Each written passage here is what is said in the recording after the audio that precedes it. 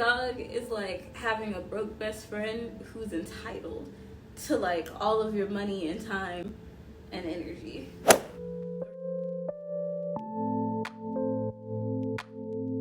Hey everyone, I decided that we're gonna step out of the kitchen for a little while and just do a couple get to know me videos super quick, just because I think you guys get a pretty good grasp of like my personality in the kitchen, but you know, I do other stuff.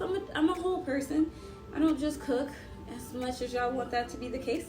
But today we're gonna talk about the 5 things I learned that I didn't realize before getting a dog that I now realize, and for whatever reason she is licking my hand like it is the best snack in the world. So I'm a snack. You heard it from Gracie first.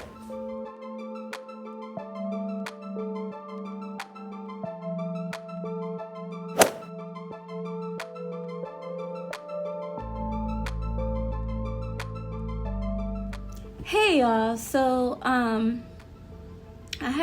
finally got a new tripod. If you didn't know, I think I told y'all, but I don't remember. If you didn't know, I broke my fourth tripod for my phone. So I just got another one. Five Below is about to see me almost every week, it feels like. But anyway, so I was setting it up and I've just kept like rearranging and setting up and rearranging the camera to get it right for the right angle.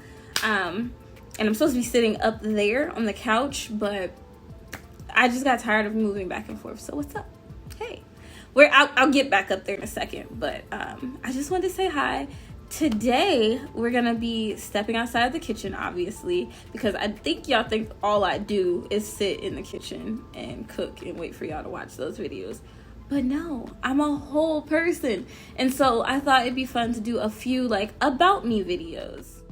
Yes, I'm aware you did not ask, but here we are anyway, so enjoy. So yeah, like I got a new tripod, I got a ring light, it has several settings, which is really cool. I don't see a difference between using it and not using it. Like, how do I look? Be honest, how do you think I look right now? I'm not using it. This is no ring light. This is literally just the light from the window. So I guess it's for darker climates. I don't know. But anyway, today we're talking about my beloved broke roommate that never pays rent, super dirty, always like needing help with everything. I feed her, I bathe her, I pay for her living expenses. I'm talking about my beloved Gracie. I don't know where she is right now. She's like under the couch or something, but I'll go get her. But today we're going to be talking about the 5 things that I didn't know before I got my dog. Like things I didn't realize prior to getting a dog.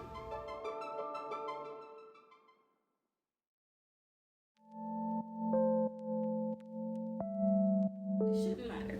Grace, come here. The people want to see you. That's what you're what the video is about. She does not want to be bothered. Grace is like a cat. But anyway, this is Gracie. If you haven't met her, this is her adorable face.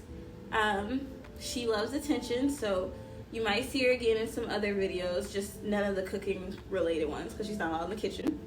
But yeah, we're gonna just talk about some things that I didn't know. Now, mind you, before I got a dog, I thought about it for like a year and did research. But there's just things after I got her that I just didn't take into consideration, and they were kind of like huge life adjustments for me. So just to give you some background, Gracie, when I adopted her, she was close to 6 years old. She is 6 years old now. I got her on April 17th. I'll never forget it because that was the craziest day of my life. Just because everything, I got her so hastily. It like just all happened so fast. But she's 6, so she's an older dog. She's a Shih Tzu Poodle mix who does what she wants all the time. And she was potty trained. And she was used to being around other dogs, used to being around adults, and she does not do kids. Yeah, so she doesn't want to do this, apparently. But anyway, so the day I got Gracie and I brought her here, she did not want to be bothered with me at all. Like, she wouldn't let me pet her. She didn't want me anywhere near her. And it took about, I'd say maybe 2 weeks for her to warm up to. So when I got her, like, we didn't jive right away. We didn't get along very well right away, but we got there eventually. And yeah, the number one thing that I never realized about a dog, like, especially an older dog, because I didn't get a puppy on purpose. Well, not on purpose, because I kind of just found Grace. So yeah, I didn't like say, oh gosh, she's, you know, the perfect age, but I wanted an older dog instead of a puppy because puppies are so hyper. And I was like, okay, great, she's 6 years old, she won't be that hyper. And so I don't have to be like constantly, like, you know, giving her attention. But guys, dogs, like, I knew dogs needed a lot of attention, and I'm home. I was working from home at the time. I'm about to go back to working in office soon, but I was working from home, and I was just like, I'll have time and attention for a dog. Time and attention for a dog means literally, like, this Gracie that's, like, off to the sides, because I have loved her to the point where she is full right now. But, like, when she's on E, like, she's in my face. Like, she will not back up off me. I wasn't used to that. Yeah, so I guess I just didn't take into consideration, like, how demanding she would be about needing attention. Like, if I stop petting her, she will, like, put her hand, like, force her head up under my hand so that I can continue to pet her. Like, she's very, like, when she wants attention, she's not gonna let, like, take no for an answer. There's no ignoring her. She's gonna do whatever she has to do to get my attention. Whether it's pretend to be choking on something, forcing her head under my hand, walking on top of me, like, she'll do anything to get my attention. And that was really hard for me at first because I just never have been drawn to clingy people, or, you know, like, anybody who, like, clings to me or tries to cling to me. That's too much for me. And so I struggled with that with Gracie for a little while, because even though she's not a person, I'm just not used to somebody being so attached to me. And over time, she just became so attached to me. So that's number one, like, the clinginess. Like, I knew that she would require a lot of time and attention, but I thought that meant, like, taking her out and things like that. But, like, no, she really wants to be up under me. Not right now, obviously, but usually she really wants to be right up under me whenever I'm doing anything. Like, if I'm in front of her, she wants me close, she wants me near, she wants to be able to feel. And then two is just how important the schedule is. So I knew she would require, like, a strict schedule, and, like, I would need to get her on the schedule for me. But the issue was I was working from home, so my schedule is a lot more flexible. And now that I've been going into the office here and there, and I'm about to start going into the office for good, it's just been really hard to, like, get our schedule, you know, synced up and right. So, like, she has a time where she potties, same thing. She has a time when she eats, and then she has times when she, you know, wants attention, like her snuggle hours. And she has times where she wants to be alone and she wants to nap. So she naps a lot because she is an older dog. But making up a schedule like that, it was just super, super important that, like, I get up at the same time every day, we go out at the same time every day, and, like, she has her signals for when she knows we're about to go out for the same time every day. And we're working on signaling for, like, when I'm about to leave and she can't come with me, because for a lot of the time since I've had her, if I was leaving, typically she was going with me. So she hears my keys, she runs to the door. And so I'm just now learning just how critical that scheduling aspect is. And that's been really hard. Like, probably one of the harder things. And then we did number two. Number three, the third thing was her eating. Like, I didn't know dogs were so picky. And I didn't see the harm in giving her human food. When I first got Gracie, I really wanted to make her meals myself, but she was still really new to me. And so I was giving her just dry kibble. That's what she, like, when I adopted her from the woman that I adopted her from, who was giving her away. She gave me kibble and says she eats kibble. And so I let her eat the kibble, and then I would just slowly introduce some, like, home-cooked dog recipe meals to her. But little did I know, like, she was getting used to human food, and so she would not eat any dog food. So we're at the point now where she's not eating kibble at all. Like, she doesn't like it. She will starve herself to death. She won't eat her kibble.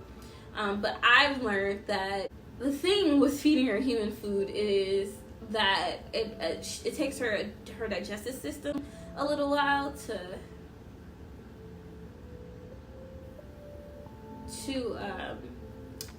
to to just adjust to it.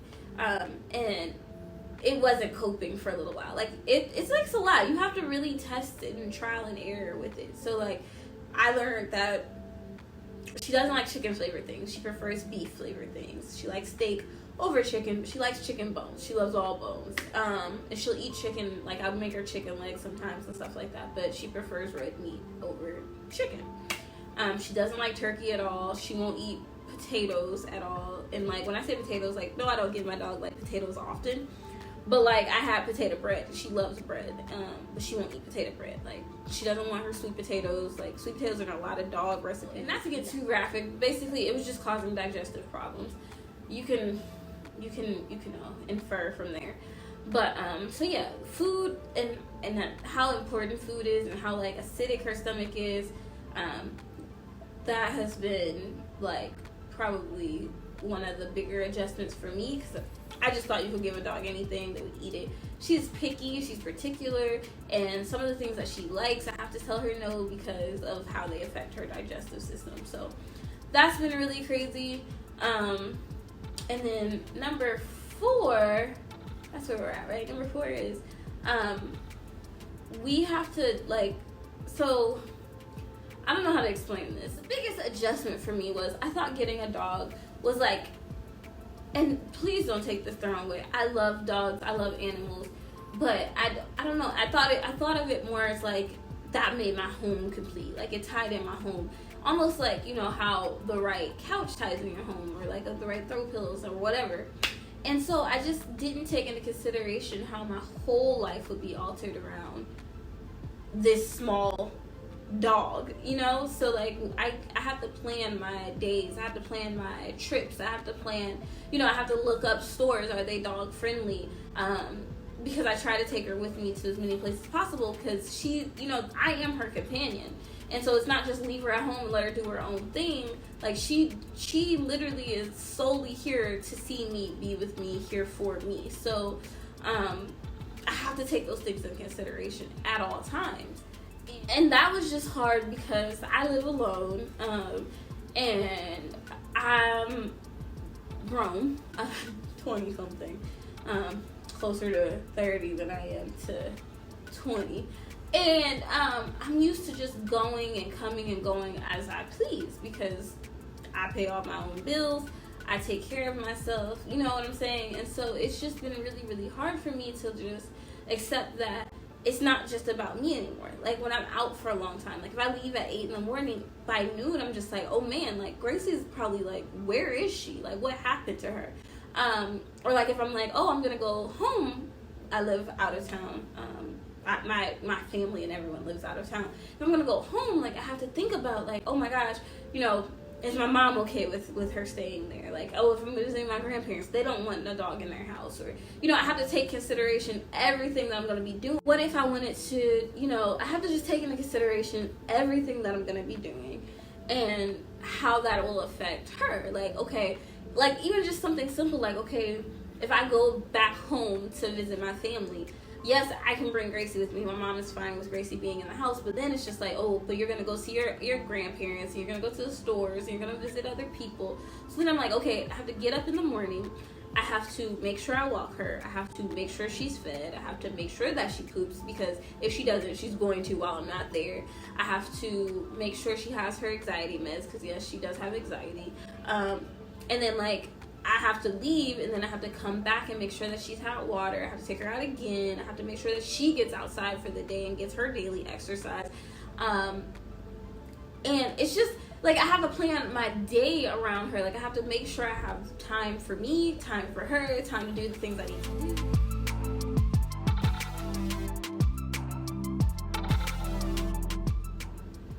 Okay, I'm sorry. I had to sit on the floor. But yeah, that's probably, everything's shaking. I also apologize for that. That's probably like one of the bigger things. It's just like I wasn't used to having someone else affect my life like that. So having Gracie, I think people always say like, if you're thinking about kids or anything like that, have a dog. Like even if I'm thinking about like being in a relationship, I have to consider like I will have to share my time with someone else. And I think Gracie was like the biggest eye-opener with how not ready I was for that, and like she's really helping me prepare myself for if something like that were to happen. Like if I wanted to be with someone else, and if I ever wanted to have children, my life is not just my own anymore. And that was like a huge eye-opener for me. So Gracie has like made me grow up in ways that I thought I was perfectly fine, and like ideally, yeah, I think it's a no-brainer.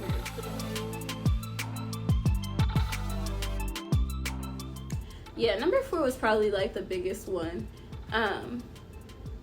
because when I tell you, like, number 1, she forced me to grow up in ways that I thought I had handled, yes, like, but number 2, like, I have to be more organized for her. I have to, you know, share my space with her. I have to care about how she's feeling, care about if she's eating, care about if she's healthy, vet visits, groomers, all of that. Like, I care, I think, more about her health than I care about my own. Like, is she getting enough vegetables? Like, is she getting enough vitamins? Like, that was the other reason that I gave up home-cooked meals, because I'm like, I can cook her food, but I still would have to put boosters and other things in it to make sure she's getting all the nutrients she needs. So, then I just stopped, and I was just like, I would rather make sure she has a complete meal than just something that she really thinks is tasty. So, yeah. And she showed me how capable of love and affection and caring that I was. Like, I don't think anybody who knows me would ever say that I'm not a caring person or whatever, but anyone who knows me well knows that I'm not a super affectionate person, and I'm not a super, like, I don't know, I'm just very, like, come and go. Like, I kind of just step in and out of people's lives, and I can, like, you know, not talk to you for some days or whatever, and then, like, oh, hey again, you know, and just kind of pick up where I left off.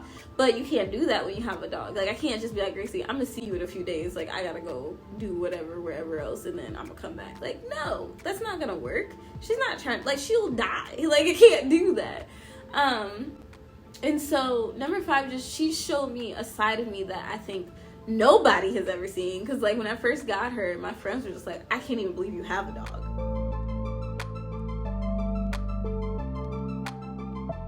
Honestly, like, so number 4 was just like, okay, I didn't realize, you know, that I would have to change my whole life for a dog. I thought that, I honestly thought, oh, I live alone, like, there's no, you know, I really thought that I was already ready, but she showed me that I wasn't, and I had to get ready. But then number 5 is, like, she showed me what I am capable of, because there was a lot of things that I was really, really worried about with getting a dog, and I still got her, because I was just like, I'm willing to try, and if it doesn't work out, like, her previous owners were just like, if it ever doesn't work out, like, feel free to give her back, you know, whatever. And so I had that out, and it's, like, not hard to get, if you, especially someone as adorable as Gracie, like, it's really not hard to, if I don't want her anymore, to be able to find someone who will take her in and love her to death. But, like, I was really worried, and I think a lot of people, like my family and friends included, didn't think that I would still have her. I got her in April, and now we're going into July, and I don't think anybody thought I would still have her at this point either. And so, let alone be, like, completely head over heels for her, and really taking good care of her. And so, yeah, she showed me that I am capable of love and affection, which I don't want to get too deep in this video, but that was something that I really feared, like, not even just with, like, having a dog, like, just in general. And so it was really refreshing to learn that, like, not only am I capable of love and affection, but I can do it, and I can be good at it, and I can get that same love and affection in return, because Gracie is super loving and affectionate to me. Like, she shows me that she loves me, and she's head over heels about me too every day, and that's just so dope to me. So yeah. So this video was to tell you a little bit, I guess, a little bit about me, but a lot more about Gracie and me. But also just, like, anybody who is thinking about getting a dog, or considering it, or considering getting any kind of pet, like, take into consideration actual, like, you and this pet time that you have to offer on a daily basis. And I highly encourage it. Like, you really do learn a lot about yourself by having a pet that relies on you. and you get nothing really out of it in return. Like, if you think about a lot of relationships, they're transactional. But with Gracie, I don't really get as much as I give, you know, like money wise. Like, I don't pick up some meals and then she picks up some, like, you know, nothing like that. And so, yeah, it shows you what you're really capable of. And I'm happy that, like, having her makes me feel like I can do anything. And so, yeah, I highly encourage you, if you're considering getting a pet, to do so. For me, it was like a commitment thing. And she is the first person, animal, the like, that I have committed to in a long time. And I'm really proud of how far we've come and how far we have to go. And if you have other ideas of video topics that would help you get to know more about me or Gracie, please let me know, and be sure to like, comment, share, subscribe, get a puppy, name her Gracie, fall in love with her, be best friends forever, whatever. Bye. Oh, we can say bye to Gracie. She's just knocked out over here. Like, you wanna say bye? No? Say bye. Bye, mama.